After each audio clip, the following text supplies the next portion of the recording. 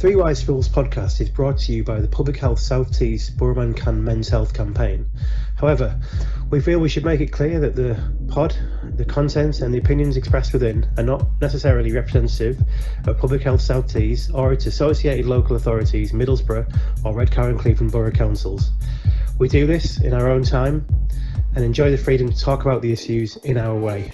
So enjoy the pod and visit www.boroughmancan.co.uk to find out more.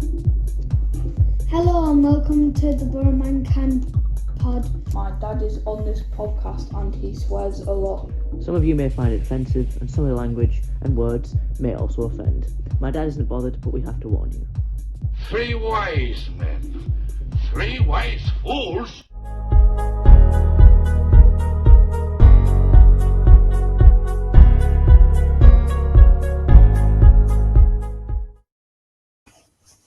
Hello and welcome to another episode of the Three Wise Fools podcast with me, Richie and Idris. We are back in our homes as we have been told we can't mix again. So we are back to being in homes, our headphones on, and back to doing the normal pod. Obviously, we did the pod with Dean Windass the other week, which went out last week, which had a fantastic response, and that was something which I've looked back on and really enjoyed doing. And hopefully it's resonated with a lot of people. So we're back to our normal pod, man up, man down, men in the news, chat about shit. And then we've got a good guest on, Mike Lancaster, who's going to come on and tell us about how he, why, Rich? Well, how good was Dean Windass though? Oh, I think, let me just finish off. I was going to say, we've got Mike Lancaster coming on who is going to tell us about an inspirational story that he has. Another local guy, so that's going to be really good. Yeah. To you, Rich, Dean Windass was amazing. Brilliant. I think I watched it back, and I think our mum was the only person who complained about it because of Dean swearing. But I thought he was just. I love honesty. Do you know what I mean? Like I can't be done with like skating around the houses, and I thought he was just really honest. And I think what I found pleasing, what I took out of it was, I think once you get yourself in that place where you've mopped up your spilt milk, you've realised what you've done wrong in your life, and you can talk about it on that sort of forum and that open, I think you're in a good place yourself. And I think once you realise what your mistakes are and what your insecurities are in life and what your downfalls are, I think it's a fantastic thing. When he was brilliant. I was really enjoyed it. Really enjoyed it. I think what I took away from it is I think you, Matt, did an exceptionally well in terms of probing questions. And I think really you were on the same wavelength with him that day. I was on the side of the camera and it didn't feel like an hour and a half worth of discussion there. I thought it was really, I was engrossed in the conversation and I watched it back as well. I think Richie did a fantastic job at editing it. It wasn't easy stitching all the audio together. But we've had a positive response from that. So well done, both of you. Thanks, mate. It was good. It's the first time, I've ever really had to I've interviewed people at work and stuff, but sat and interviewed someone where you're trying to make something really good for other people. And I felt a bit of pressure, but then within about 5 or 10 minutes, it just seemed to flow and it just seemed quite normal and natural. So it was really good. A guy to put you at ease though, because he's completely down to earth. No, I say no airs and graces, but what I mean is, he's probably one of the most humble people you'll meet. I just think he's not proud. He's not kind of challenging to. He's very open with any questions you're asking him. There was no prepared. He just said, "Look, just ask me whatever you want." Yeah. Just had this completely open approach, which basically, if you match it up with the type of thing we want to push, that's exactly the nature of the conversations we're trying to get more men to open up to. Do you know what I mean? But the good, the bad, and the ugly was what we sort of said to him before we started it. It was and he said, "You can ask me anything, basically anything," and it all made complete sense the way he put it, plain English, just brilliant. I mean, frankly. As far as the questioning goes, and obviously the editing, and it's worth saying Idris did a good job of the technical setup for it as well, because there was a number of different cameras and obviously the audio sound really good. We got lucky as well, didn't we, on the weather and everything? Yeah. Well, but it was, I think it was just so positive. To be honest with you, he could have been anyone to some degree. Obviously, he's got his incredibly interesting career and everything to talk about, but his story is relatable to a lot of people. And you'll hear when you hear from Mike, there's a lot of crossover there in terms of what happened to him in his life. And so the messages are the same, the learning's the same, you know. When I spoke about, when he mentioned the drink thing, and I mentioned like my thing with drink, and I know Rich, I didn't notice it, but you said at that point he was like quite engrossed, and I think it was we come from two completely different lifestyles, and like you said, the same problems. Doesn't matter who you are, how much money you've got, what your lifestyle is, who you are. It just the meet. And if you're struggling with drink, you're struggling with drink. You know, if you're struggling with depression, you're struggling with depression. It doesn't matter where you're from. It's just your journey, isn't it? And your story. That was really good. Chuffed a bit. Thank you. It was good. It was a good team effort. I enjoyed it. Yeah, it was. Nice day out. Idris got the McDonald's in on the way home. Yeah, it was nice catching up with both of you on the drive down. I think we've not done that for we had one other excursion when we had Anne with us as well on location. But this was a bit of a boys' trip. Enjoyed it, and looking forward to the next one. So I think if you look at, sorry, go on. I think if you look at when we started this, obviously we were in the same scenario we're in now, where we were sat at home with our headphones on, figuring out the best way to do this pod and the pathway and everything else. Yeah. I think when you look at, we've developed a structure, we've mumbled our way through it, we've had some words where we're like, we need to improve this, we need to improve that. The Play Brew thing was brilliant pod. All the pods have been brilliant with every guest, but then when you look at like Chris McGlade, Play Brew, Dean Windass, we've come a long way in a short time, and it just shows like what we're trying to achieve is hopefully working. Yeah. Good. Hopefully. Well, we all anyway, because I've had a bit of since I interviewed, you know what, I came away from that on a bit of a high, but I had other issues going on in the background that I needed to sort out. Something to do with the kids' football, something to do with just stuff at home, and I really have struggled a bit since then, but I'm coming out the other side now because I've had a lot of stuff to sort out, but not we used to. I know we've all spoke quite a bit over the past couple of weeks, and we've helped each other in certain situations, which has been good.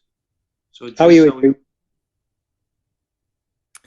Yeah, same here. I've had lots of stuff going in the background as well, some family stuff as well that I've been dealing with. But hopefully things are on the bounce and things are improving. So I'm feeling a bit more content, a bit happier than I was maybe a week ago, which is good.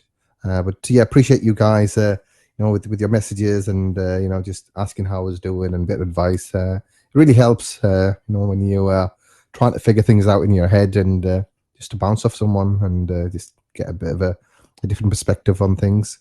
So which is great. It was not the fact you were down. What I liked was I was at work busy, Richie was at work busy, you were, and we managed to squeeze in a 20-minute call between the three of us just to try and help you out a bit, and I thought it was really nice. Three mates coming together and just helping each other. It was good. No, I appreciate that. So Richie, how about you? You seem to be on a bit of a I don't know how to describe it, Richie. Bit hyper, am I? I get like it when I'm stressed and when I'm annoyed and frustrated and can't really pin down why, but I don't even know. I can't even pin down exactly why. I think probably I work at home, but I've got a job, so I'm grateful. I've had it a lot worse, so I know what it's like.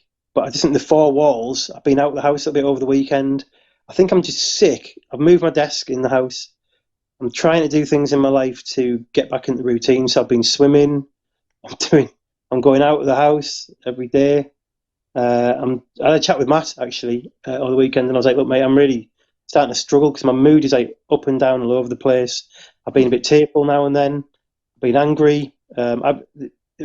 Beck's been brilliant, supportive as ever, and sort of like, I think it's just the whole thing is just getting on top of me psychologically, I think, and I'm just really angry because I read a lot of stuff outside the mainstream media, only in the fringe of it. I read stuff I'm reading stuff which is backed up by science as well and the research. So your Hennigan, your Gupta, your Coleman, and the various other counter voices to a lot of the advice that's been given out by the government. And you know what? Because I'm a deep and sympathetic and empathetic guy who sort of cares about the job I do. My job is to prevent the number of mental health people who struggle with mental health problems and increase the quality of well-being. And health inequalities, mental health inequalities, really is what it's all about. So there's a lot of people who had a tough enough life anyway before all this kicked off. And I feel quite strongly now that there's been a declaration called the Barrington Declaration, signed by thousands of scientists, started by Gupta in the UK, and it supports no more lockdown because of how damaging lockdown has been. How the research is quite solid. The government's own documents say 200,000 people are probably going to be negatively affected, potentially extra deaths as a result of lockdown. It's pretty serious stuff. I'm just quoting good quality science and good quality research is out there. And the warning, the Barrington Declaration, is basically saying do not lock down. They're basically saying it's since March it's been graded the same as the flu. I'm not saying it's the same as the flu. For a lot of people who look at this stuff, they get to the edge of the rabbit hole when they look at a lot of things that don't add up the numbers. And I'm the same. I look at it and I go, what the fuck's going on? Why is the policy like that? Why is it destroying lives, taking people's jobs? What's it going to take? Oh yeah, businesses will come back. It won't be the same owners. It won't be the same money. People's lives have got to be destroyed before they're going to, I'm not being funny, but 85-year-old Bert, who's been smoking all his life, has a couple of illnesses. Yeah, he's going to die a little bit earlier. Well, I'm sad for Bert, actually. I am. But you know what? He's probably going to die in 3 months anyway, and that's the human condition, isn't it? It's fucking brutal. I know that is.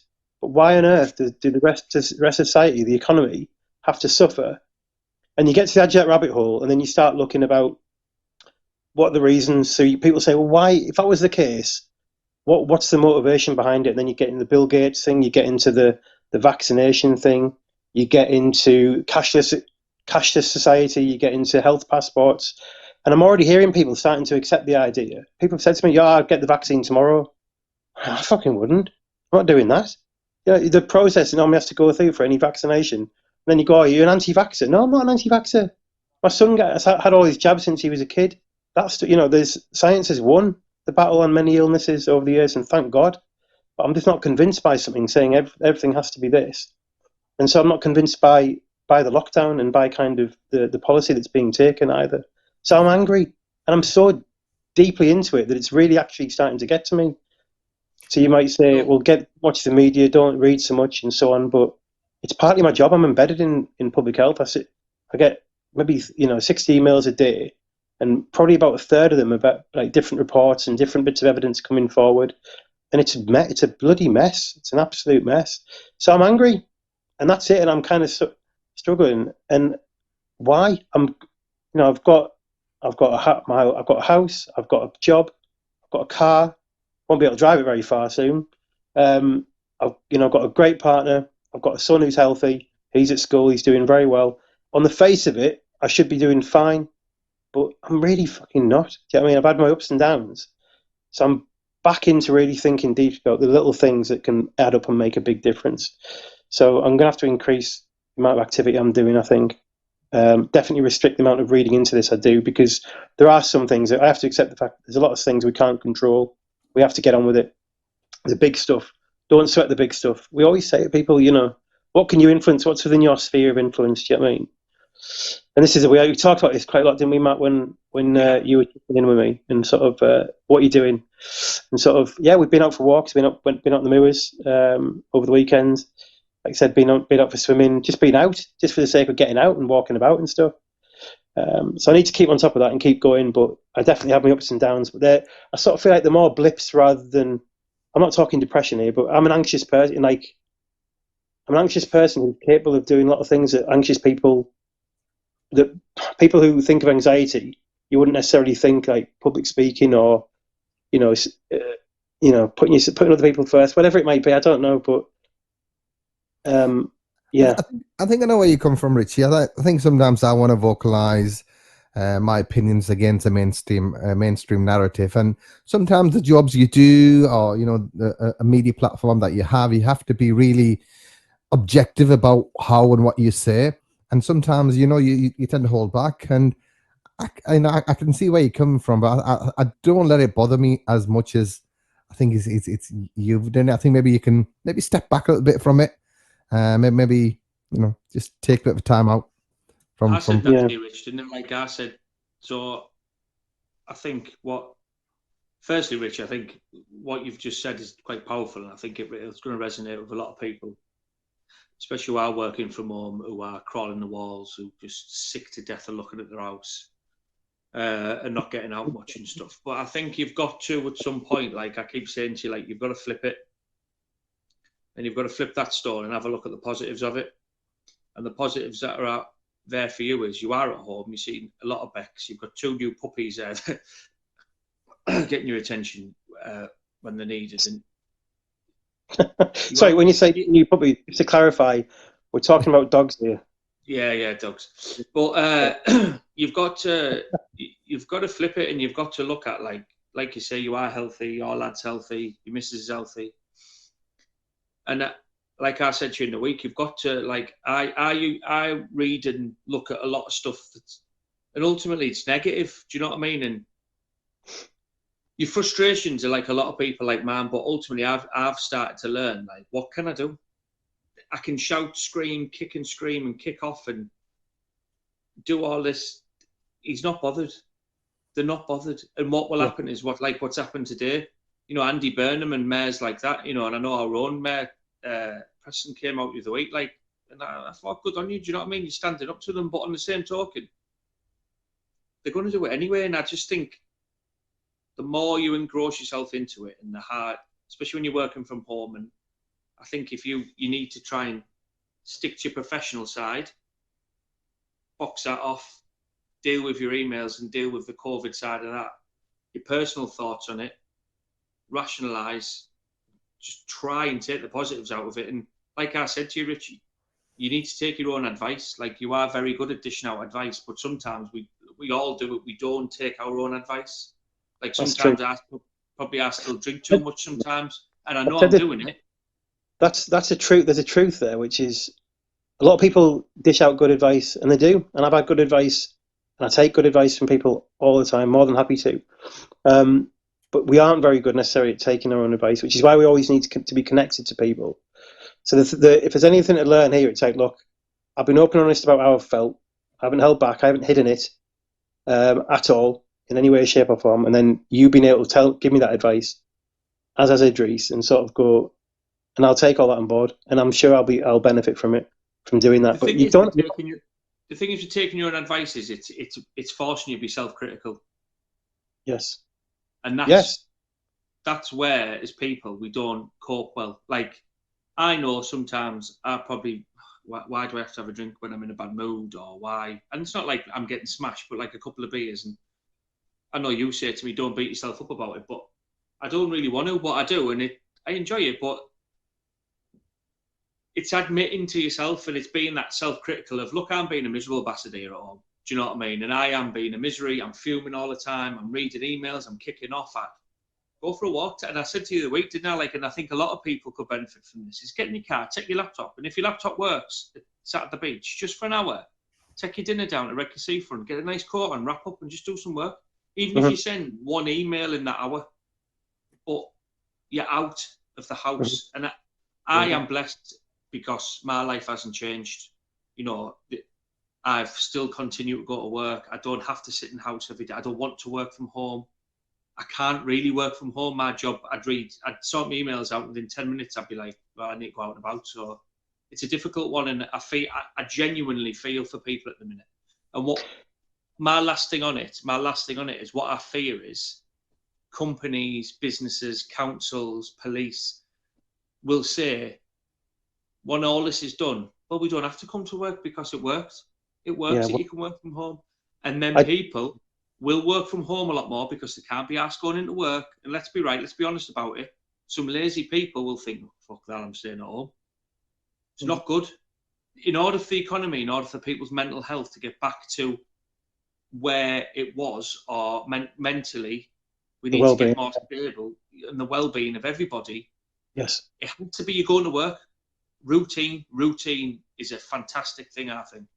And Yeah, that's well, what I mean, it's like, I suppose what I've been doing really is keeping my head above water by doing things, but I kind of, like I said, it's very ebbs and flows. Like, even during the day, it can be like, days are like that, life's like that, it is very up and down and so on, but I can see myself on I can see that trajectory and where it ends up, basically, if I don't do things. So I am reintroducing those things back in.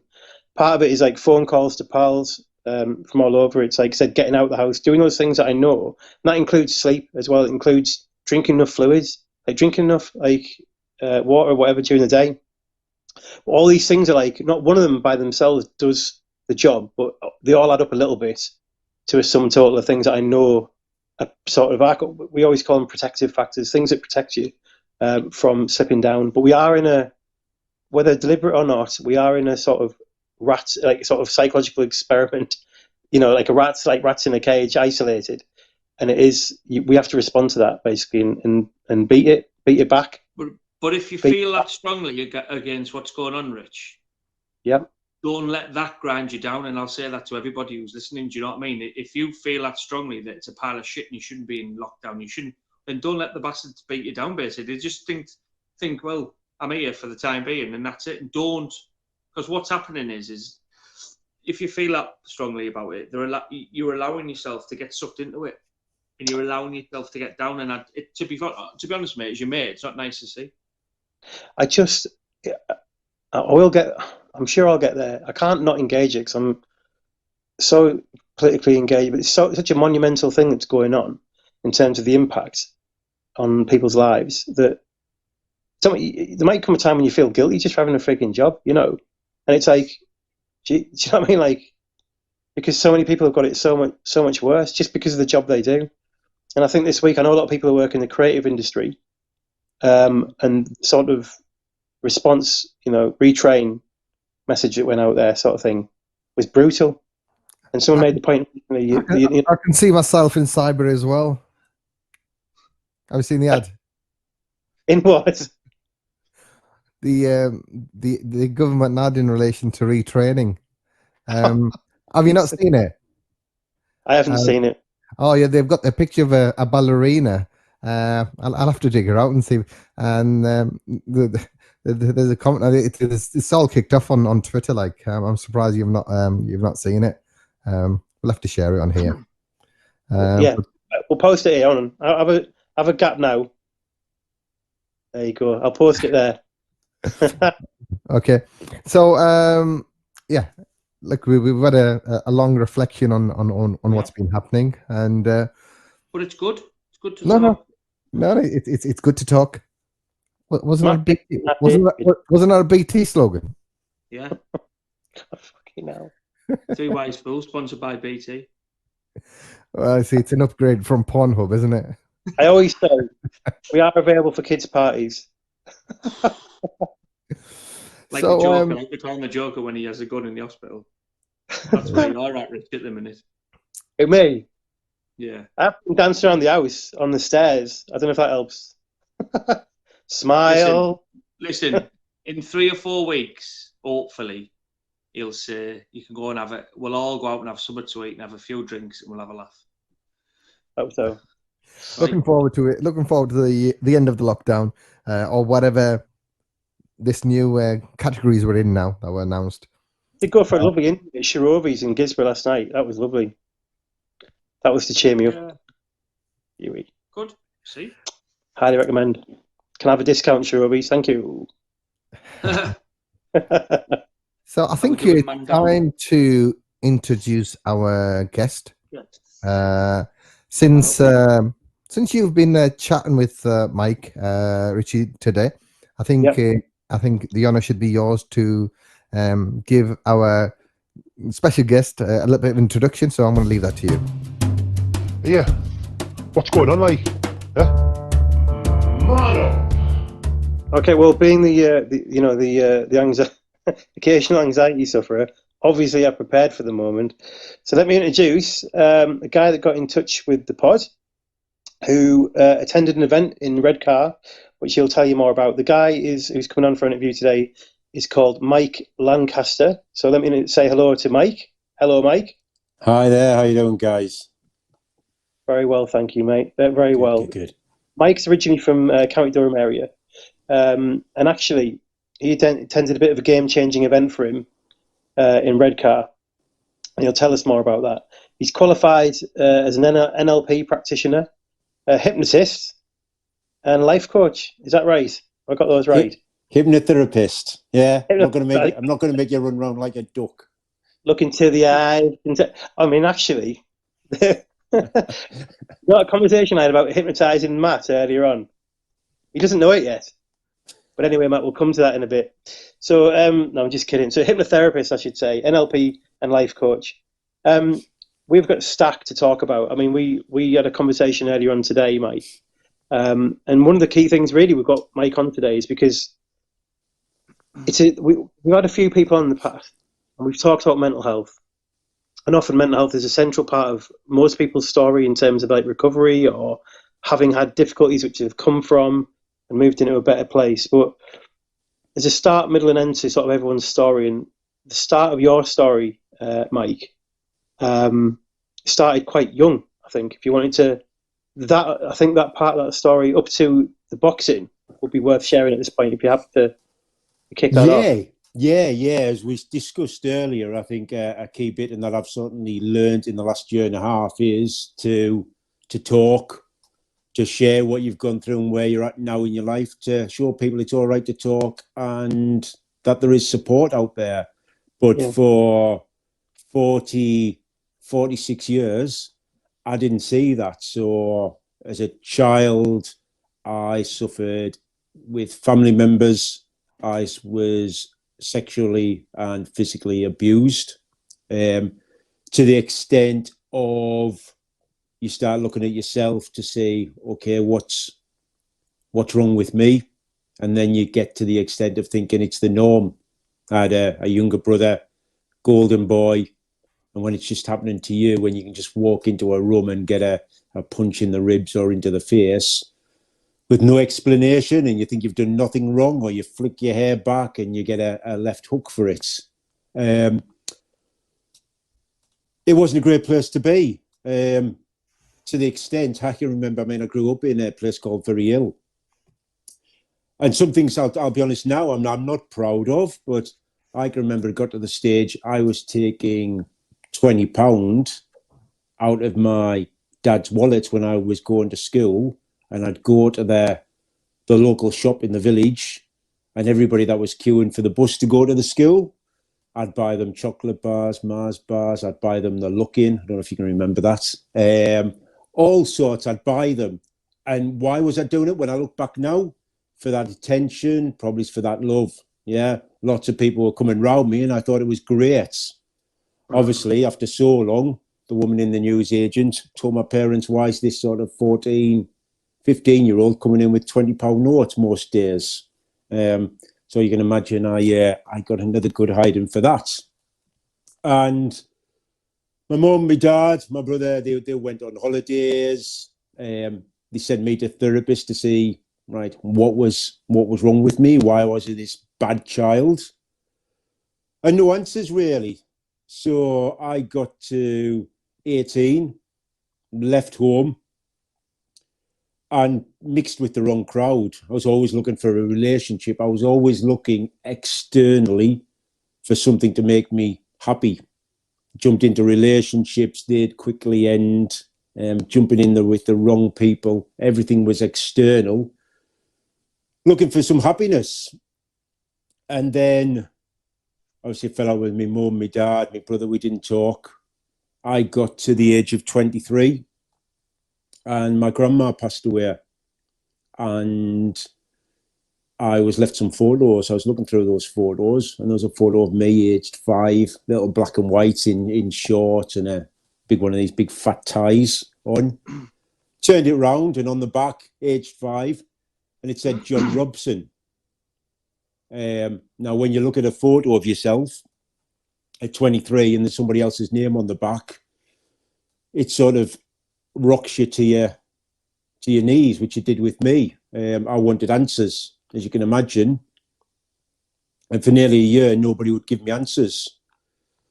The crowd I was knocking around with at the time, that made me, I drank more. Not proud of it again. I took more drugs. And why was I doing them? Because the people I was with was doing them. So I thought it was the in thing to do. Yeah. And I think a few people will resonate with this, is all the questions I had, the whys, the what's going on, and that I wasn't getting the answers to. If I had a drink or the drugs, it blocked it out. And I didn't have to deal with it. And you know what? If it blocked it out for half an hour and then the memories came back, what would I do? I'd get another bottle of wine. Red wine was my thing till it was by the bottle. Several bottles. Not even good red wine. It'd be the cheapest red wine you could buy from Tesco. And then I got myself in so much of a state, trouble with the police, that my dad said, look, we've got to tell him here. And I can remember to this day my mum crying her eyes out on the bed, saying, don't tell him, don't tell him. And it came out basically that my dad was not my dad. Never had been. My brother was my stepbrother. And I had a different dad. Obviously, I wanted to know what was going on. They told me this person, 6 brothers, so 6 uncles, and they told me he was diagnosed schizophrenic, diagnosed as a psychopath. But when you'd gone through what I'd gone through with them for years, you think, you know what? The grass is greener on the other side. I'll find out for myself. Can't be worse. And I went looking for him. I was 23, went looking for him. He lived in a very small village in the northeast. I won't say where. Found out where one of the brothers lived, knocked on the door. Nice house, built up the courage, knocked on the door. I can't even remember. I think I muttered some words to him. And straight away he said, you're John's lad. So my real dad's called John. And simply the reason is I look the spitting image of him. So, which when back at home with my mum and dad, if I flicked my hair or anything else, it was a reminder. I was just a constant reminder of this guy. Wow. But I expected a phone number, give you a phone number or a address, and I would sort of take my own time to track him down further. Within 10 minutes, he said, I'll go and get him. He only lives around the corner. So then, after all these years, there he was, stood in front of me. And the first words that I'll never ever forget, the first words he said to me was, when our lad came down and said there was somebody to see me, I thought it was going to be the police. But you know what? I got to know him. We watched some football. We had some drinks together. We drank more, smoked more. There was no abuse. Nothing was going on. And I was in that environment. It wasn't about, I didn't even stop to think who I was or anything else. I was just, it was a mask, another mask to wear and get to know these people. Drank more drugs, got into more trouble, things I'm not proud of. And then one day, he was with a woman that had a bust mouth. Said that she fell down the workman's club stairs and he went to the toilet. I asked her what had really happened, and obviously she told me that he had given her a good hiding, and that was like a red rag to a bull. It all came apparent of what he had done to my mum. My mum had always been right. I gave him a couple of slaps. Again, I will hold my hands up here. I gave him a couple of slaps, and I left, and I left that area, if you like. I got myself sorted, jumped back into relationships, didn't really know who I was, late 20s. Went to Blackpool, was in Blackpool, and we walked into the beer cellar with some friends, and I saw him and his 5 brothers were with him. Probably did the worst thing I've ever done and quickly left. I was followed. And what resulted in, I was beaten to a pulp. Fracture on the back of my head and beaten to a pulp by my real dad and by his brothers, and left in not a great state. Came out of hospital and I had nowhere. I had nowhere to go. I spent several months on the streets on doorways with nothing. The people that, if I did kick around with people, it was going to be drink, it was going to be smoking again. And to be honest, then I actually preferred to actually be in a doorway or behind Tesco or behind a skip than the drugs or the drink I knew was doing me no good. Yeah.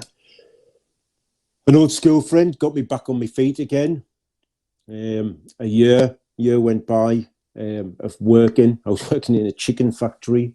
And I sort of got myself back together. I still hadn't dealt with a lot of issues or had answers to issues that I wanted. And I thought, you know what, I need to make up to my mum. So I jumped on a bus over to Very Hill, and on the way, I was reading the Northern Echo. And before I actually got to Very Hill and got off the bus, when I ended up jumping on another bus to County Durham, because in that paper, I read that my mum had passed away a week earlier. And the day I was on the bus going over, I jumped onto a bus to Durham. And I got to Durham, and I've still got the photo on my Facebook.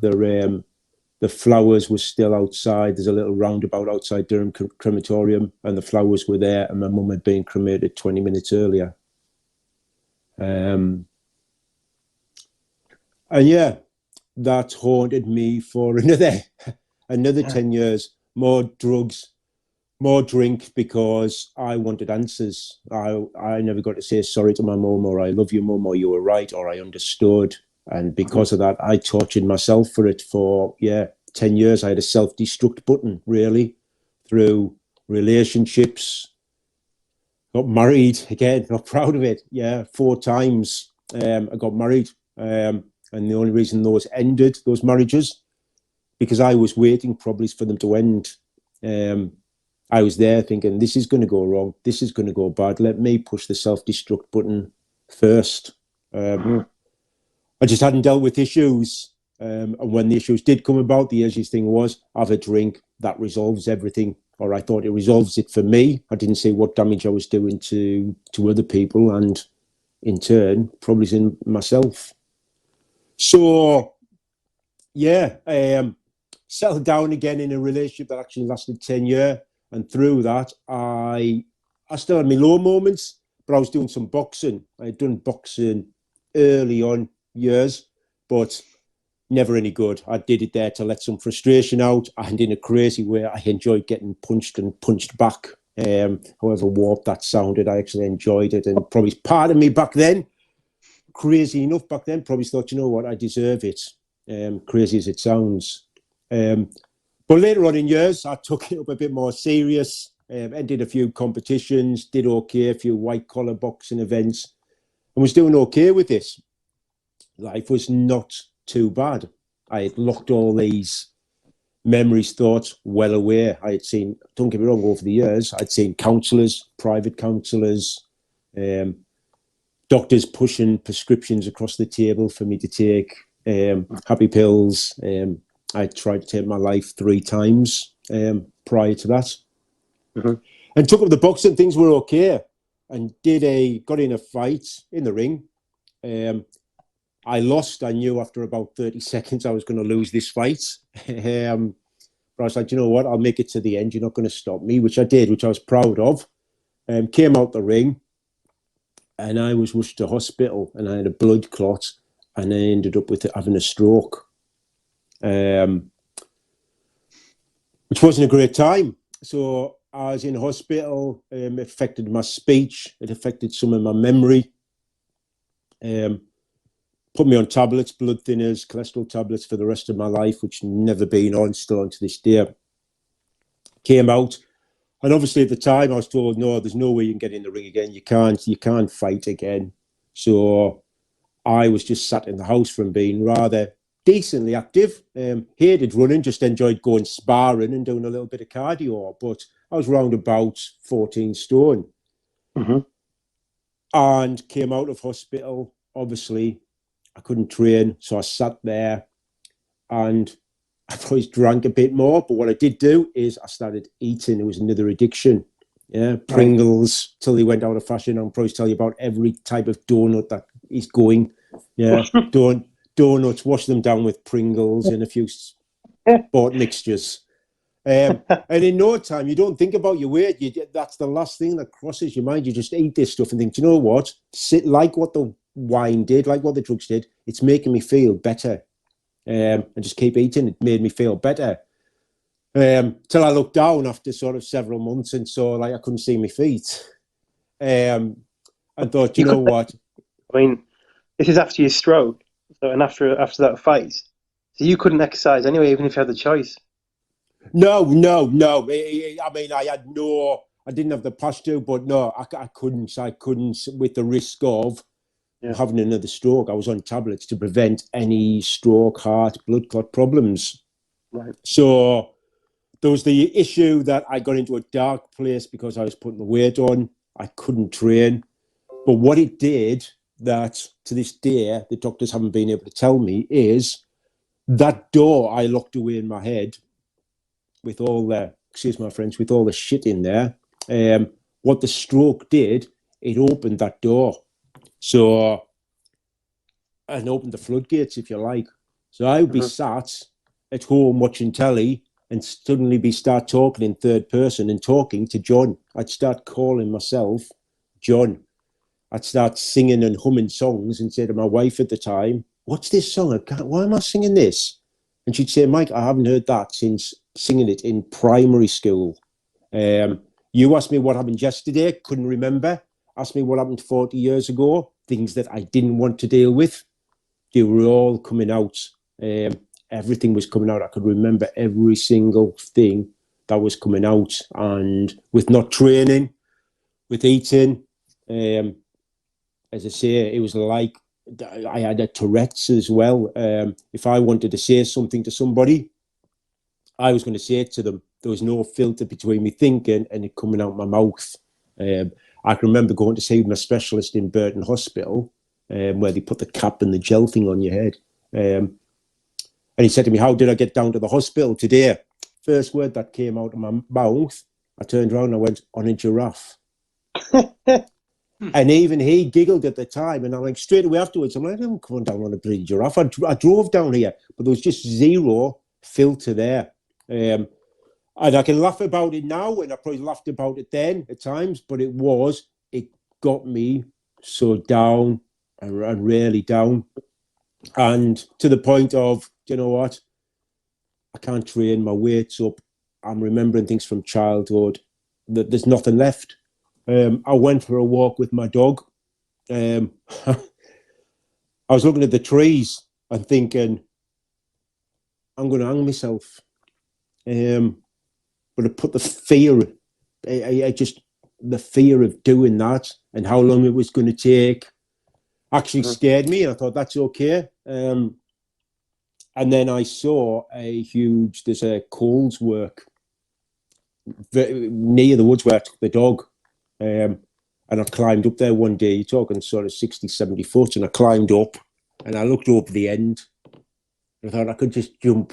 I could literally just jump here and now. But I knew I had some things to do. I had some letters to write. I had some things that I had to plan out. I had my daughter. And I know that sounds selfish and people might think, how can you do that with your daughter? But you don't. You don't think about those things. You just can't deal with what your head's doing to you at the time. And I thought, can I jump? No. And I walked back, and then I had in my head that I would run from one end of this rooftop and just keep running. So I wouldn't just jump off, I'd just run straight off the end. And then it'd be too late. And some of that pain would be gone out of my head. It'd be gone. And I was invited, I had gone, I'd actually a few weeks earlier gone down to a brand new gym and literally just tapped pads. Nothing heavy at all. Literally, when I say tap, it was just this, and just to get out the house. And I met a guy there called Adam Stretton that ran Fight Station. And he said he went to a seminar up in Redcar. Well, actually, the event was in Middlesbrough from a guy from Redcar, Steve Green, that did these mindset, positive thinking courses. So I went, he said, come up. Now, this was sort of 5 days before I was going to take my life. And to be honest, I thought, it's 2 days off work. I can just go up there. They're going to go out for some drinks after the first night. So just go up. Did I think it was going to make any change to my life whatsoever? No, not in a million years. I didn't go up for that reason. And went up, listened to some motivational speakers the first day. I thought, okay, yeah, there's other people there with stories, sharing their stories, okay. Had it changed my mind on nothing? No. Went out in Middlesbrough with Steve Green and Adam, because they knew each other from the army. Steve had said to me, you're really quiet. I told him some of the things.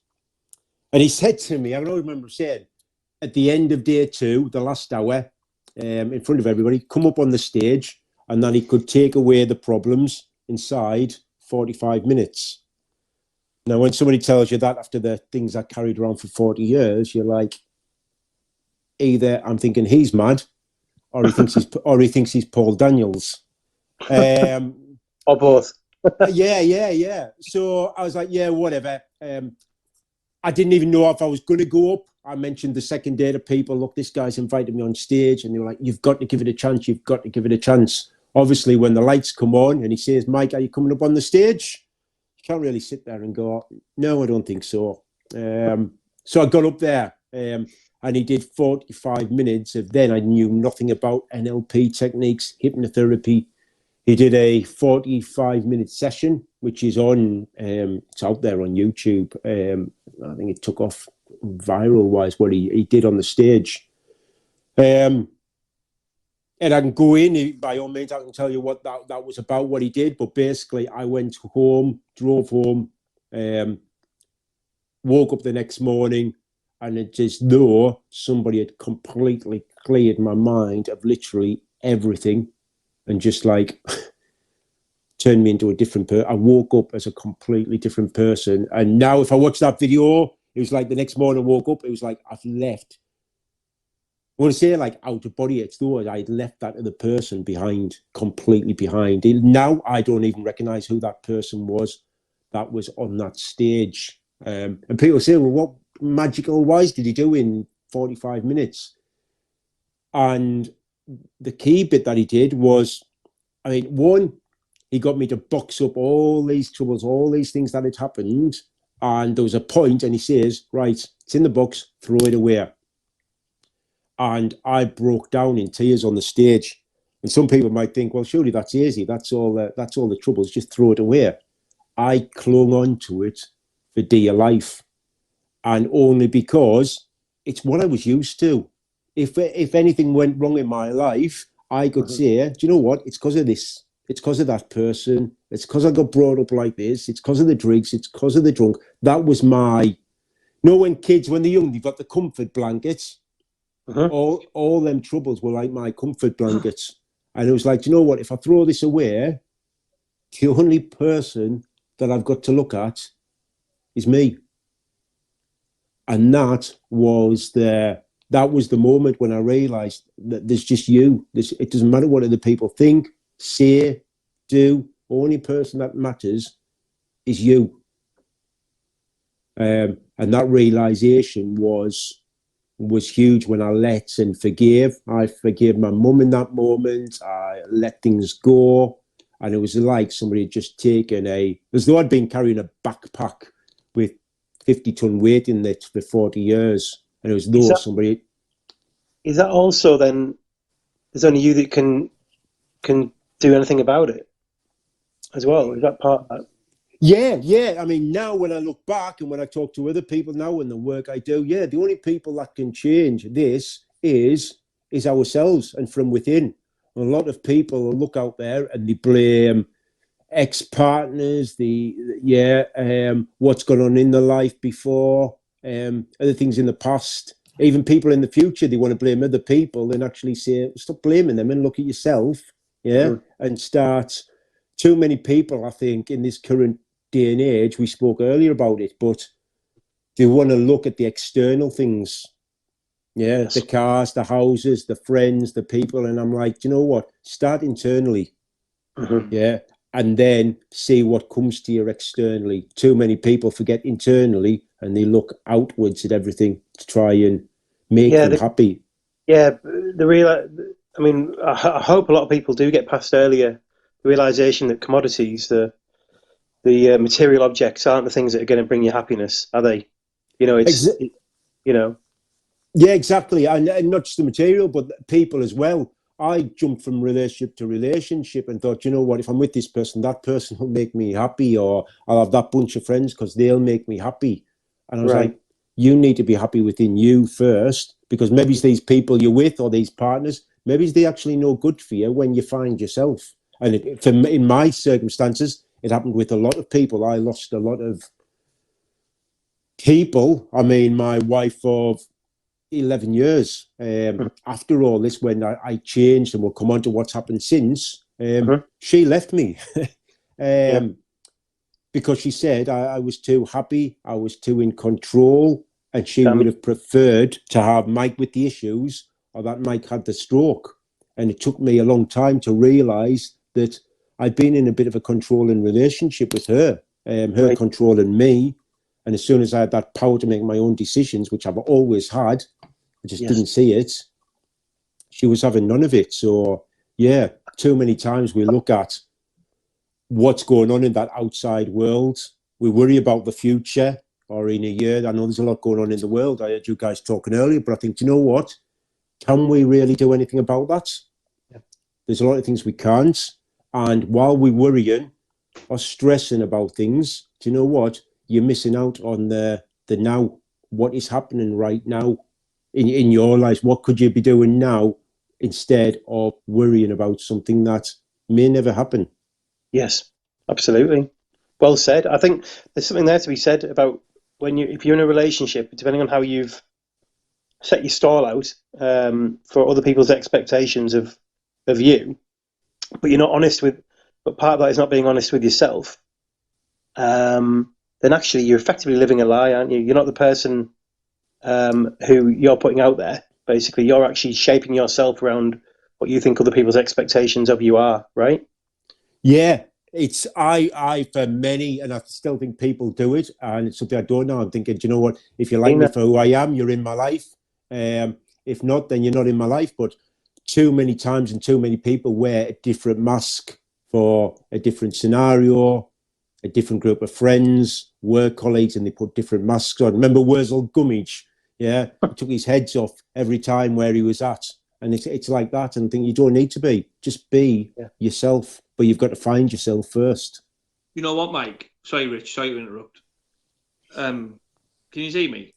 Yeah. Oh, I've just turned my mic off to ask for a glass of water off Alan, and I'll put it back on. I did a talk last week to senior leaders at work in the police. And it was on first aid, mental health first aid. And that was something I touched on about. They were asking from my level of like what I class myself as a shop floor worker to like their level of like seniority.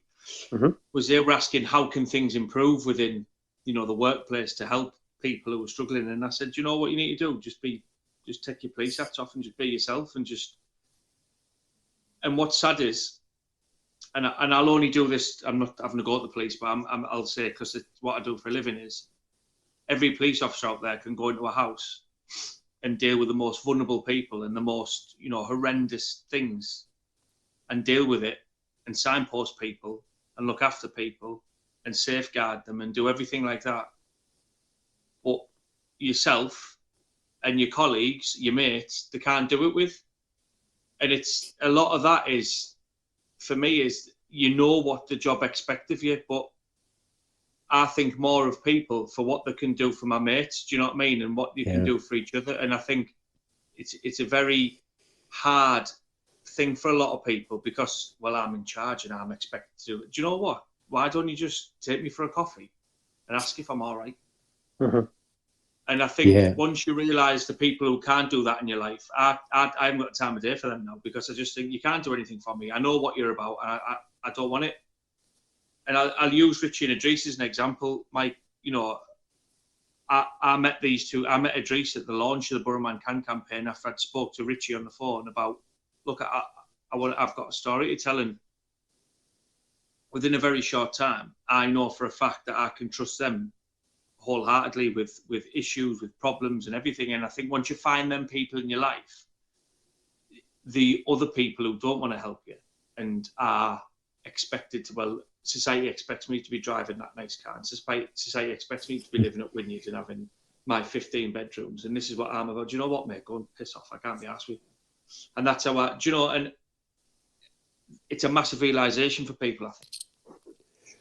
Yeah, I've lost friends along the way, and I call them friends, and I've lost people that think, you know what, some people look at me now and think I've joined some cult or I'm away with the fairies, and I'm like, do you know what, just because I found myself, that's all it's about. And if you don't like this person, then, as you say, do you know what, good riddance, because I'm not going to change to fit into somebody else's circle. I did that for 40 odd years. Well said. So look, Mike, you've am I right in thinking you said to me earlier on that when you, after your stroke, you put about 6 stone on more. You end up to 8. You ballooned up to 18 stone, I think was the word you said. Yeah, 18 and a half stone. I ballooned up to. Just as I eating say, fucking Pringles and donuts and Greg's and this guy and Pringles, by the way. I don't know if you ever, you know, it's not a Pringles diet. We're trying to say.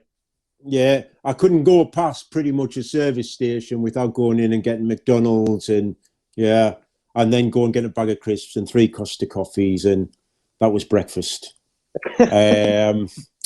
So yeah, I put the weight on, and obviously because I wasn't training and I was drinking the lagers, I put a beer belly on me, and yeah, I ballooned right up and wasn't really taking care of myself.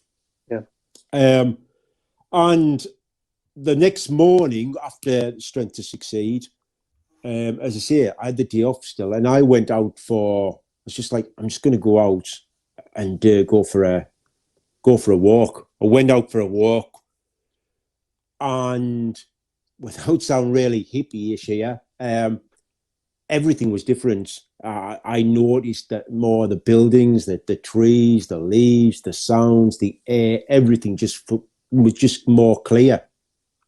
Felt good, at peace. I saw a poster up that there was a local for charity mud run just up at the farm that I think has raised money for some local charity. Only a small thing, a few tyres and everything else. I was like, do you know what, I'll go and do that on the weekend. I think £5 to go. That's not something you would normally have done? No, never. Even when I did my boxing, I'd do a bit of cardio. My fitness was from sparring. I had a dodgy knee. Running, I had no interest in whatsoever. The only running I did was in my earlier years, and probably running away from people, to be honest. I don't know if I should say that with an officer on here. But yeah, I hear ball down, mate. I wouldn't worry about it. He can't run either. It was, do you know what? It was a mud run. And I thought, you know what? It's not about the run. I can jump in mud and through tyres and through monk swings and all sorts. So I thought, I'll go up. I ran round once, and that should have been it. And as I came towards the finish, he went, you can go round again, go around whatever many times you want. As I came round, I think one lap was 2K. I went round 12 times. I couldn't run round. I was just that caked in mud after that. But came back home, had a shower, got the laptop out, and thought, I need to do some more running here. What can I do? So I looked at some more of these obstacle course things that you do, and I thought, that's no interest to me. What can I do? A Manchester Marathon popped up, 42K. And I was like, that's how I can do the marathon. I'll do a full marathon. Idris is getting inspired here, by the way. I saw him move there. I thought he was like, Should we sign him up? Christmas present for Idris, Manchester Marathon next year. So I said, I literally, I was like, right, let's look at the charities thing with it. Signed up, it was via Alzheimer's UK. Signed up to do it. Told people, they thought I'd had a bang on the head again. They're like, what the hell are you doing? You can't do like a little mud run 2K and then go out and do a full marathon. And it's like, I was of this mindset of, you can't tell me I can't do something. The only person that can tell me I can't do something is me. Nobody else.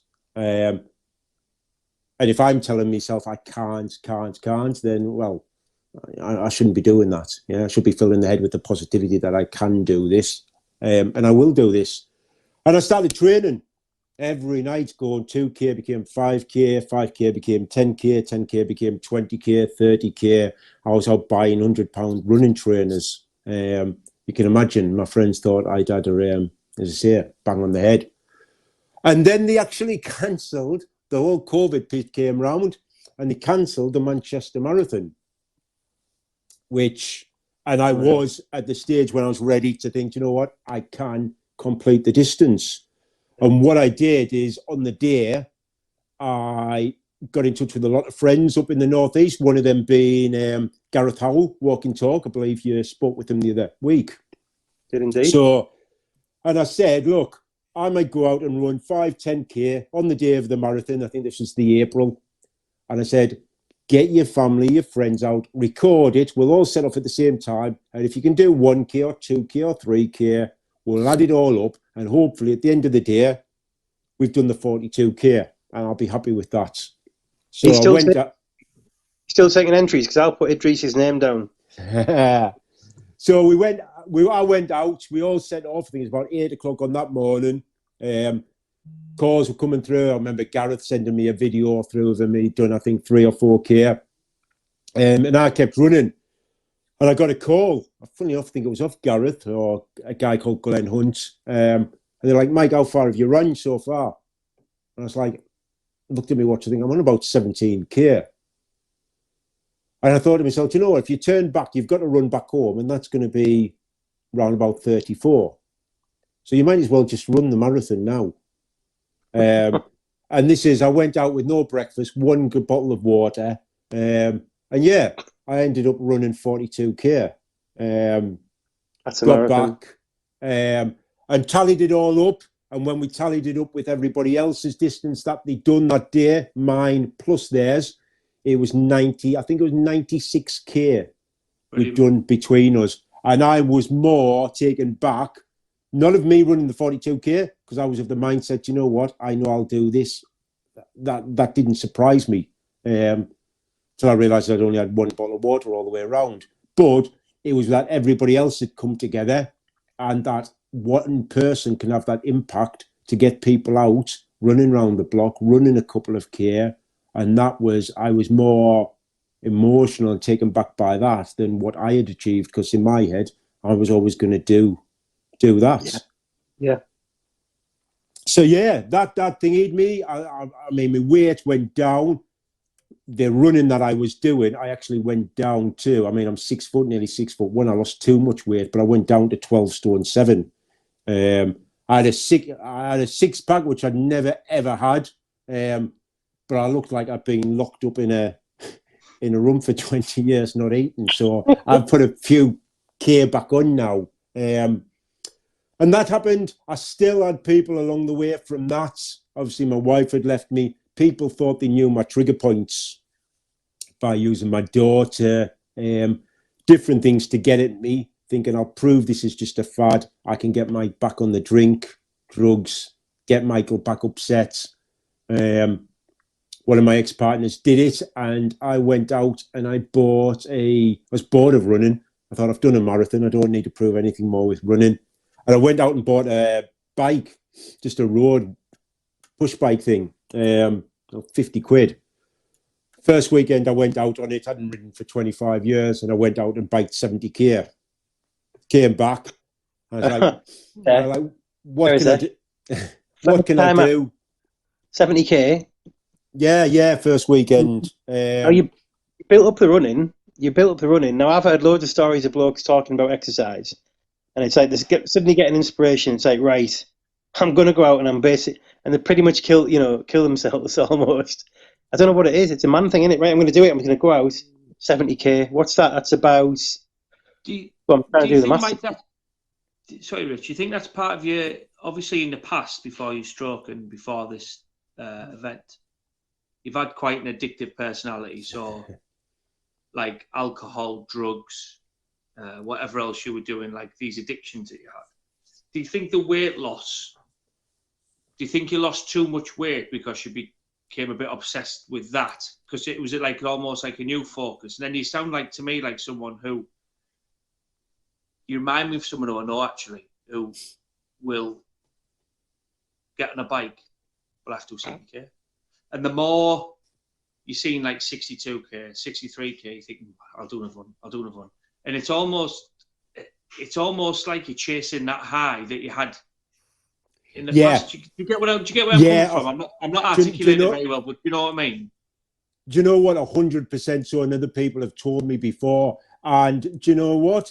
Is there, at first I was like, oh, is there something wrong with this? But then I thought, you know what? If you're filling your body and it's health and it's positive stuff, then yeah. But I've replaced that, maybe it's the drink or the drugs with, then it was the fitness. When I lost the weight came down, and obviously I was still running. People were saying to me, Mike, you can have these donuts, you can have these Pringles, look how much you're running. But in my head, I was like, no, I can't have them. I need to watch my weight. I've been this big, not realizing that the amount of running I was doing, I could have eaten 50 Big Macs. But it was a bit of that addictive personality, and I couldn't have done the running if I hadn't set, and this is what I'd say to other people about setting goals. I think we lost your audio there. Oh, am I back? Okay, you're back. Yeah. Sorry about that. People said to me, why don't you do a half marathon? And I was like, because I'm not setting the goal. In my head, I know I can achieve that. Why not set the goal super high? The only person that is saying that you can't do that really is you, because it doesn't matter what other people say to you. So when I got the bike and came back, I was like, what can I do next? And people said to me, do coast to coast. And I looked at it, and it was 100 miles. And in my head, I went, nah, that's too easy.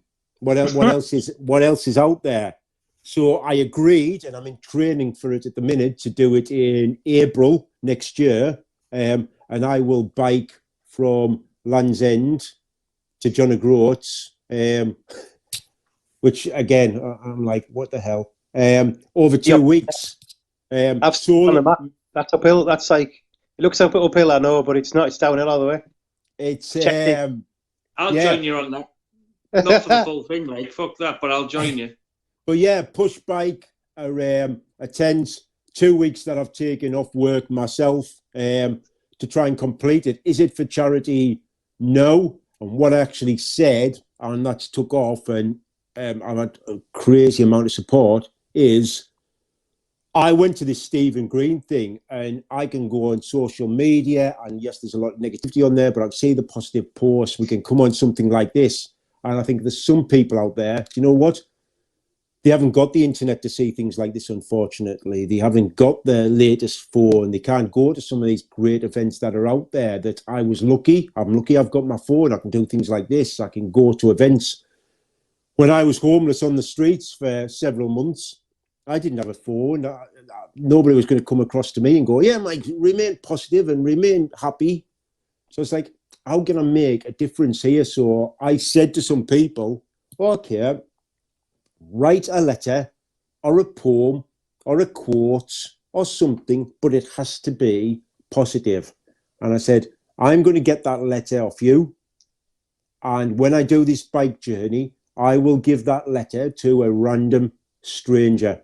That might be somebody in the local shop, in a hotel, walking the dog, ploughing the fields, wherever. I will give that letter to them. And on the journey, the person that's given me the letter, hopefully they will get a letter back as too. I'll make sure they get a letter.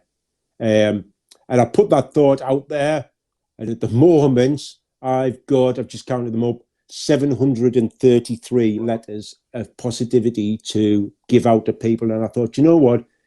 if I can give a letter to somebody, if I was that person many years ago on the street that and somebody dropped a letter in my lap and I opened it and it was like, I've been through this and there is a way out and there is hope and there is this. Could that have saved me at the time? Yes. And if I can do this to put a smile on a face or get somebody to think, I'm not saying I'm going to save a life, yeah, but if somebody can think positively or it just raises a bit of hope for them, then do you know what? Me biking 1,100 miles is Brilliant. Yeah. Really, really brilliant. I think it's a great idea. I hadn't heard of this. I'm not sure if it's an original idea. I've got no idea, but I hadn't heard of it before. The idea of getting people to write these messages and just pass these positive messages on to sort of, whether it's strangers or other people that have written messages and so on. Do you know what I like about it? Do you know what I like about it? It's just handwritten stuff. It's nothing to do with, like you said, the internet. There's nothing to do with technology. It's just plain and simple.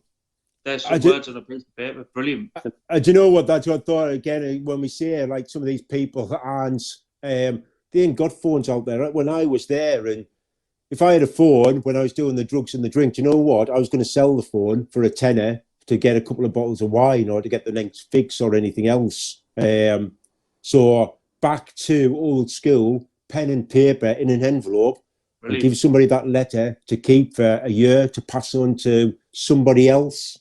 Then yes, I said it and I thought, you know what, if I get 20 letters, then it'll be great. It went out of the joys, the good parts of social media, and I've had videos come through of the likes of Sir Bradley Wiggins, Ricky Hatton, Johnny, loads and loads of people that have jumped on the back of this, sent me support videos through it. And I think, do you know what? I was the guy that a year and a half ago was writing his letter to say, I won't be here in the morning.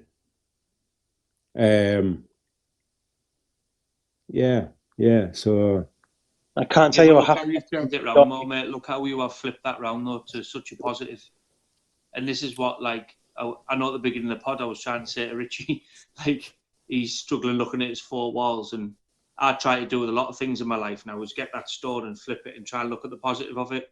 But what you've done is got that mountain and you've flipped the mountain, because from where you were to where you are now within such a short period, mate, is nothing short of remarkable. Yeah, I mean, through the lockdown, people said about the lockdown and sort of I was still training a bit then. And it was through that lockdown period that I was like, do you know what, mate? Your posts are out there, you're doing the Facebook, the social media, you've got on some podcasts, all fantastic and great and story out there. But I was like, I need to invest in me and for the future. And that's when I went, you know what, I'm going to spend the money and I'm going to study. And then literally a week ago, it's only a week ago when I got my results back, when I qualified, and now I'm actually, as I say, a qualified, certified hypnotherapist, NLP coach, life coach. And I'm like, do you know what? If I can get my message out there to say, I've done the drugs, I've done the drink, I've done the homelessness, I've been there on the abuse. Yeah. And now I've set a business page up, which is nothing. I was saying earlier, I work day to day in recruitment. I haven't set this business page up to make any money. If I start making money from anything of what I do on the mental health side, then I will say it. I'm cheating myself because I'm not doing it for that. That does not interest me one bit. I've got my day-to-day job. That's a recruiter. It pays the bills. My passion is making a difference, putting the smiles on faces. And there's a quote by Mark Twain that says 2 very important days of your life. One of them being when you were born, and the 2 when you realise why. And my why, I know that I went through what I went through to do what hopefully I can do now in the future years. Brilliant. Fantastic way to look at it. Fantastic way to look at it. I can't believe it's a year and a half. And I know I said to you on the phone earlier on, anyone I've ever met who's contemplated suicide, it's just fantastic to be having the conversation with you here and not be another number, another statistic, basically. But to have to flip that mountain, as Matt actually quite eloquently put it, I think is just a phenomenal achievement. And to know, would you have described yourself back then as not being someone that would have been very pleasant to know? I mean, despite all the addictions and everything like that, were you a character that you would not have enjoyed being around at all? And is that? Yeah, I mean, to be honest, the people that I was around, if I look at the drug scene, I was an easy target, very vulnerable. Yeah, you could say, take this, do that, and I'd have just done it to try and please. I was more of a pleaser then, just wanted to please everybody else and try and fit in because of that family life and early ages. The crowds that I kicked around with, I just wanted to be popular, and if that meant getting in somebody's house through a kitchen window, if that meant taking some drugs, if that meant drinking when really I didn't even want to drink, it was just to fit in, and that's what I did. So was I a likable person? I probably was a likable person, but I didn't have a clue who I was. For 40 odd years, I didn't know who I was. I just tried to fit in with what I thought, and I think that's what a lot of people do now. When we look at, we spoke earlier, have I got the latest tracksuit on? Do I look like the woman in that magazine? Have I got that car? We just try and fit in with society and forget, do you know what? Who are we? Who are we inside? So you probably would say, if it was from your perspective, you would say, especially now, you might not recognise that person because you said you had this fundamental shift in the person you were, from the person you were trying to be to what other people you thought other people would want, to the person that you actually truly are. Basically, this person who has a huge amount to give in terms of your own learning, and actually converting that into trying to help other people to help themselves as well. And that's in a year and a half, which is nothing really. It's an absolute blink to actually have that turnaround in that space of time. Is phenomenal. Do you ever worry about? And I mean, this might seem like a very negative question, but do you ever worry about? And two parts question: do you ever worry about ending on similar direction? And actually, what do you do to protect yourself from ever slipping down that road again? So I know I would go back to that person because one, the more and more things I take on, and yes, I set the goals and I set them high, and probably there is that sort of a little bit of addictive behaviour there that I need in my life to achieve these things. Will I go back? No, because you know what? I'm of the mindset that if I slip back, then the only person that has done that is me to me. There is nobody else to blame or say it's because of them or it's that, because I control what I do. I control what I think. Again, we can see what's on the news at the moment, and I know we were saying earlier, we get really angry, we can get frustrated, we can get this, but we can also shut that out and do something else with our lives and not worry about it. The whole thing that's going on at the moment, I'll be honest, I read very, very little into it. Simple reason is it's one of them. I think, can I change it? I'll follow the rules, but I can look at what the scientists say and what this person says and what that person says, and I'll worry myself into a fret about it. And that hour I spend worrying about it, what could I have done in that hour? Could I have gone in for a walk? Could I have played with the kids? Yeah. Could I have studied some more? Could I study? It's them type of things. So I don't put myself in that angry state. Yeah. I used to break up a relationship. If a relationship ended, and loads of people have done this, a relationship would end, I'd jump in the car, I'd put a Boyzone or take that CD on. This is going out to nobody else, is it? We're not going to hold that against you. Yeah, I'm off. I put I have mic dropped. I put sad songs on, whoever they would buy, but I put sad songs on and wonder, why am I feeling worse? And people do that. I suppose somebody the other day, the relationship ended, and they're playing, something by Bread or some slow song, something. What you're doing with yourself, you're just filling your head more of negativity and sad stuff.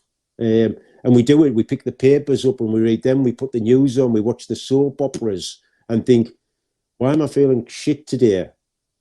Because you're filling your head full of negative crap stuff. Dilute that stuff and dilute it with positive, some positive stuff, and stop saying, "But I don't run. I don't. Well, go for a walk. Well, I don't walk. Well, try it. Yeah, just try some of these things that you have the fear of the unknown. A lot of people have. Mike, we say it a lot on here, like, we know people are struggling and we know people can whinge and moan and go on, but if you feel like you've got to help yourself eventually, because we do say it a lot, you've got to, like you say there, well, I don't really walk. Well, do you want to feel better? Yeah, well, get your ass off then and go for a walk, and it's that self-help, isn't it? Do you know what the big thing with me is, and we touched earlier this afternoon on it, what my moment was, and I don't think the work I do now, the hypnotherapy, the NLP techniques, you know what? You can only change if you want to change and you're willing to do the work. Yeah, it's got to start. I will always keep saying this. It's got to start within you. But what I will say to the viewers and people watching this is try it, because when you do find you, the real you, then do you know what? It's amazing. Yeah. It's amazing. I think you alluded to earlier on in your conversation is your why, and the reason to make. If you're making any fundamental change in your life or whatever challenges you're facing, you need to have a strong why, and it's identifying why you want to do that. And people have different whys, and they'll identify them at different stages in your life. At what point did you identify your why, and that enabled you to finally change and turn that around?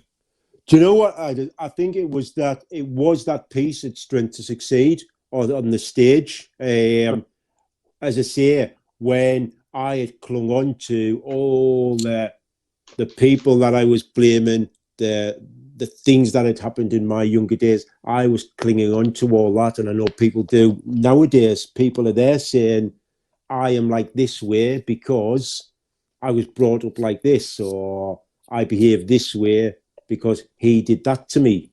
And I did it. I 100% I did it. And when I had to let that go, that was that moment. As I say, I wanted to cling on to that stuff for dear life, because when I threw it and let it go, I was like, you know what? The only person that's there now is me. And when I let it go, that was that realization that actually, hold on, this is who you are. You are actually this caring person. You went to actually college when you were younger and did 2 years social care. And along the way, you lost that person. Right. And it's here, 40, 47 and a half, 48. I realized who that person was and what I wanted. And as I say, I am a firm believer now with that why of, why did I go through all that stuff? If the stroke hadn't come about, I wouldn't have swapped boxing trainers. And it's only because I swapped boxing trainers that it was Adam Stratton, that knew Stephen Green, that invited me up to Strength to Succeed for that moment to happen. So I am a big believer that some things are mapped out for us, but you've just got to realise what you want. You might have stepped away from that and gone, no, it's not for me. You might not have stepped up on stage that day. There's a whole number of reasons. I mean, you could have ended up in, for some reason, you didn't seem to end up in addiction services. You didn't seem to end up in any types of psychological therapy services from your GP or anything. But your GP put you on happy pills, didn't he, on antidepressants for a while or whatever? Yeah, they got me to see, they got me to see counsellors. They put me on happy pills, which I am, that's a completely different topic. Do I agree with them? No, because I don't think they fix the actual situation. Right. They help you at the time, but they don't deal with the bigger problem that's there. I think there's a lot of truth. I think that's probably true. I think we always say, and I as someone who delivers mental health first aid training, I know that basically the message is clear on them. Where, in training, to say to people, look, they can help stabilize people's mood for a while, but really, for the vast majority of people, they should be used as something that can be a bridge while people are dealing with the underlying causes. Yeah. Case. And I suppose for some people, it might be they still talk about chemical imbalances and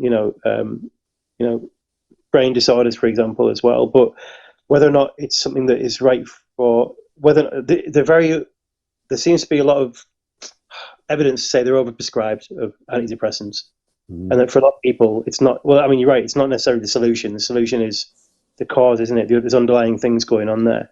Yeah, it's to fix those things first and get the bottom of that. And do our doctors' surgeries at the moment, one, do they have the time to spend the quality time with patients, clients? No, I don't believe so at all. I think they do a great job, but I think it's a time thing and a staffing issue there. But with me, going back to sort of the drugs, the drink, it was bouncing from, was I ever into the drinking where it was a year, 2 years till it became a serious problem? No. But it banged from one group to another group to another group, to the homelessness. Right now we'll try some drugs. Now we'll try some drink. Now I'll kick around with this crowd. It was a different mask for every crowd, for every situation I was in with. If I got into a relationship, right, put a mask on there, but I never dealt with the underlying issues that were there. What would you, in terms of like your healthy eating and your exercise, what would be your sort of top tips, for your diet choices you make, and how you, I mean, I know that it's an extreme example, and not everyone would be able to relate to it, because you're sort of replacing one, you're putting that into the vacuum the way you used to have addiction. But for a lot of people, in terms of so what's your healthy eating tips, first of all? So what I'd say on that is, because people, when I obviously lost the weight, I had a few comments going, right, are you back on drugs? Are you, and then what crazy diet are you on? And you know what? All I did, obviously, I took up the running, and at first I didn't see the weight coming off, but obviously the amount of running I was doing, obviously toned me up, and that weight started to drop off from the running and doing the cardio stuff. Regards food-wise, I was just more sensible of, and what I'd say to people watching this is, I was more careful of what I was putting in my body. And that goes down to, I'll come back to the food and drink in a minute, but when I'm talking about putting the positive or the negative thoughts in there, whether we decide to put the nicotine or the drugs or the alcohol, it's all the same. What we put in our body is going to have an effect. And I just started watching with the food and drink what I was eating. And actually, it sounds crazy, but what I was enjoying, if I was enjoying that food and drink and taking time. But I drink a lot more water, I'd drink than I'd ever drunk before. And sounds crazy, but veg. So my plate of food of once over having a chicken dinner and loads of tatty and chicken and gravy and the Yorkshire puddings and pigs in blankets, I'd start stocking my plate up with, it'd be about 70-80% of vegetables. Right. And that was it. And then I just stopped eating some of the, as I say, calling at the service stations. So I'd be calling the service stations for the fuel, right? I'll get a bag of sweets. I'll get some of that. And I put it into my mindset of, especially with the walking, and if people are getting into some fitness and that side of things, is I'd say, do you know what? If you go and have that bag of sweets, then okay. But just remember, you're going to have to run another 2 miles tonight. You're going to have to do another 20 press-ups. There is something about healthy diet and exercise that seems that if you're exercising and increasing it, my thing is, I've always noticed in myself that my diet follows suit. So I'm less likely to pick up a bag of minstrels. When I'm at the shop, I'm more likely to reach for the fruit or veg. You know what I mean? If you've got the choice. And I know you have to have access to the resource. You mentioned earlier on about, when you were homeless or when you were trying to rebuild your life, you haven't got access to the money to go and buy an expensive pair of trainers, nice pair of shorts, a running jacket. It's not even on your mind. So this is obviously a message which is aimed at people who are at that point when they can do it. But when you're rebuilding and even just starting to think about diet, it's basically sometimes it's just less of what's shite in, shite out, isn't it? Basically, it's watching what we put into our bodies, and again, whether it's food, whether it's drink, whether it's thoughts, what we put into our body and what that is going to do to us. If we fill our head with negative stuff, that's going to have an effect.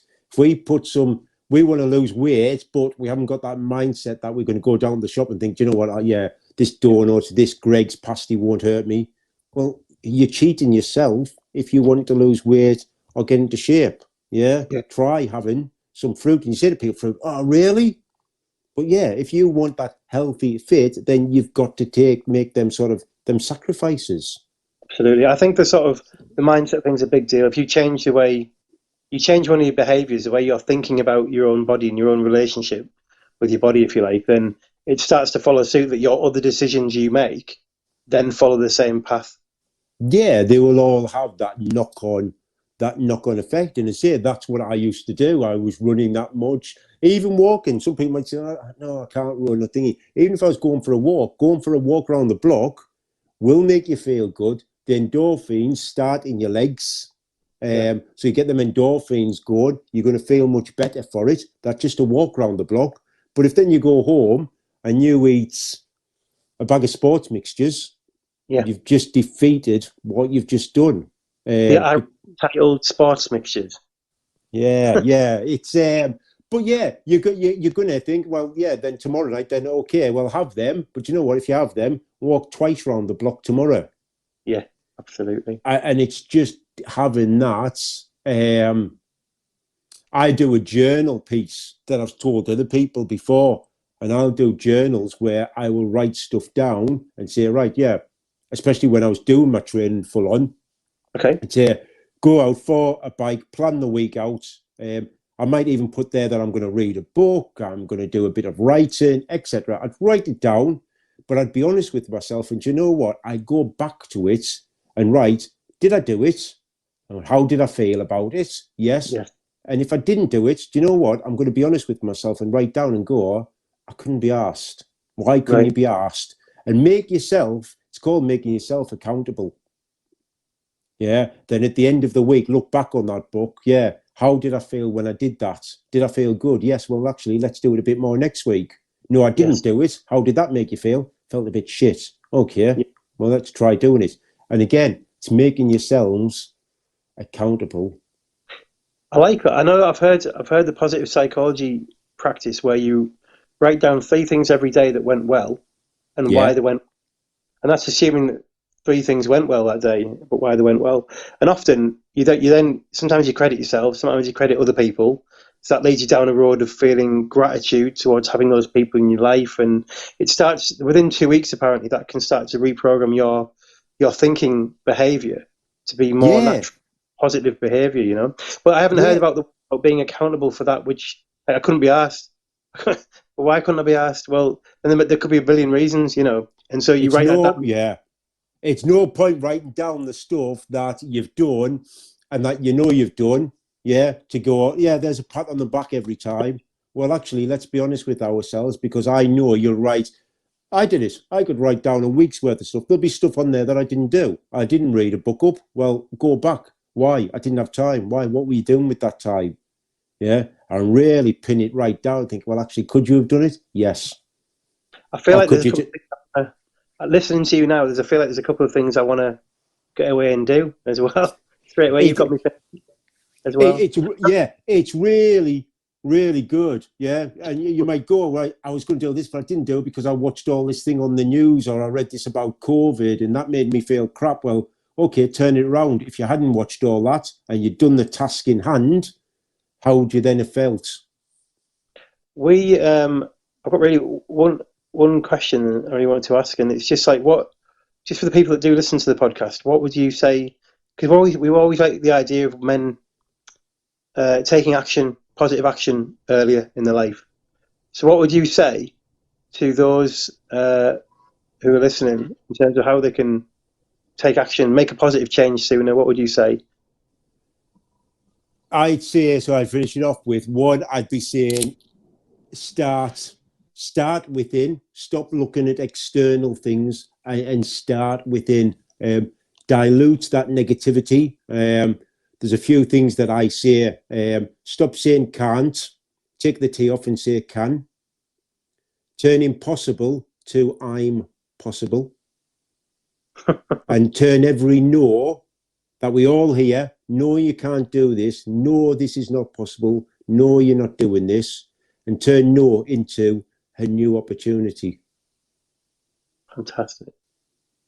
And believe.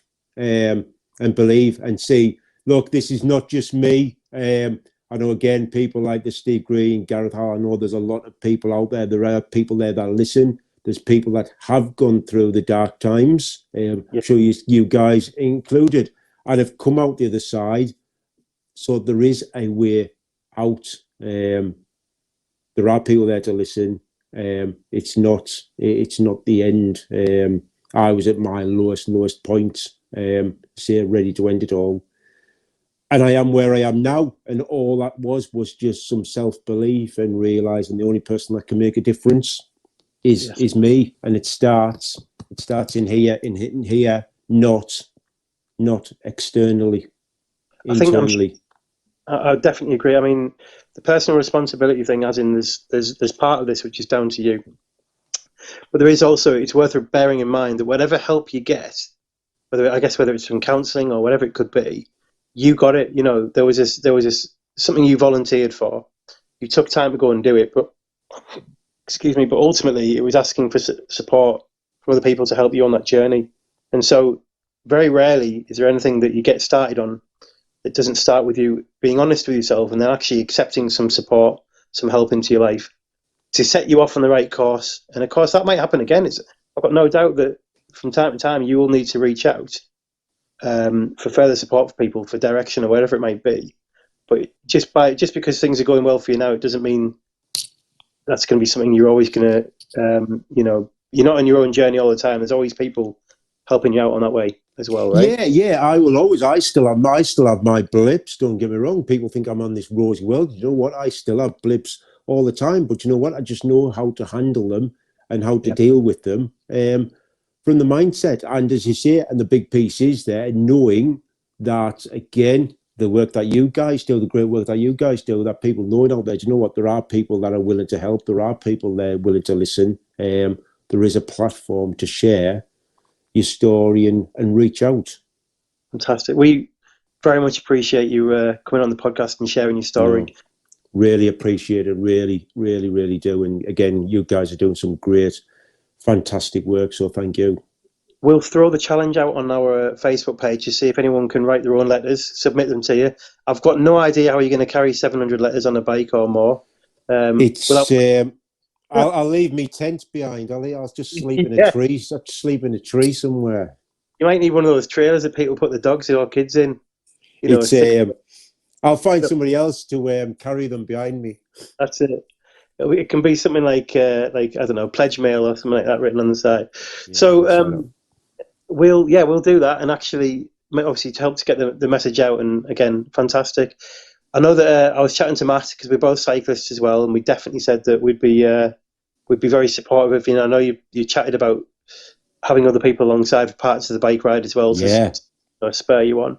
So when you're close to Teesside on the halfway mark or 2/3 mark, something like that, we'll join you somewhere along the Pennine route somewhere. I would imagine Dales, whatever. Fantastic. That's what it goes. Hopefully, most of this is started to clear up, and we can start to get back to some normality, and that will be your new normal. Will be riding 1,100 miles from south to north. And see what the next challenge is. So the next chapter is. Thank you very much. We'll wrap it up there, Mike. Really appreciate it. Thanks for your time. You're very welcome. Thanks very much. Really appreciate it. Take care. Cheers, all the best. See you later. Have a great evening. Take care. Bye-bye. Borough Man Can is a men's health initiative that aims to increase male access to health services through the use of role models and inspirational stories. Visit www.boroughmancan.co.uk to find out more.